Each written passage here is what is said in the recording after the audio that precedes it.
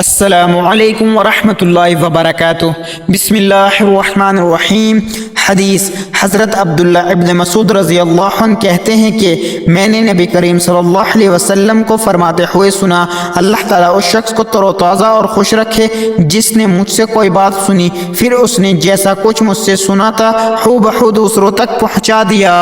حضرت عمر بن خطاب رضی اللہ عنہ سے مروی ہے کہ انہوں نے نبی کریم صلی اللہ علیہ وسلم سے سنا، فرما رہے تھے اگر تم اللہ تعالیٰ پر اس طرح بھروسہ کرو جس طرح بھروسہ کرنے کا حق ہے تو اللہ تعالیٰ تمہیں اس طرح روزی دے گا جس طرح پرندوں کو روزی دیتا ہے جو صبح کے وقت بھوکے پیٹ جاتے ہیں اور شام کے وقت پیٹ بھرے ہوئے آتے ہیں۔ حضرت علی بن طالب رضی اللہ عنہ سے مرفوع مروی ہے کہ ہر دل کے لیے چاند کے بادل کی طرح گناہ کا ایک بادل ہوتا ہے۔ چاند روشن ہوتا ہے کہ اچانک وہ بادل اسے ڈھانپ لیتا ہے اور اندھیرا ہو جاتا ہے، جب وہ بادل اس سے ہٹ جاتا ہے تو روشنی ہو جاتی ہے۔ حضرت ابو ہریرہ رضی اللہ عنہ سے مرفوع مروی ہے کہ جو بیابانوں میں رہائش اختیار کرے گا وہ سنگ دل ہو جائے گا، اور جو شخص شکار کے پیچھے لگا وہ غافل ہو جائے گا، اور جو شخص بادشاہ کے دروازے پر آیا وہ فتنے میں گرفتار ہو جائے گا،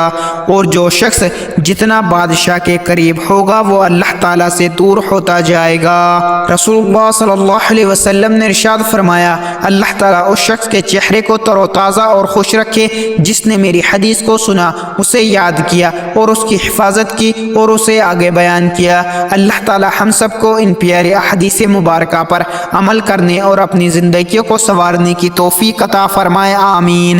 مزید اسی طرح کی اسلامک ویڈیو کے لیے اگر آپ نے ابھی تک چینل زمان ملک کو سبسکرائب نہیں کیا تو سبسکرائب کر لیں اور ویڈیو کو لائک اینڈ شیئر ضرور کریں۔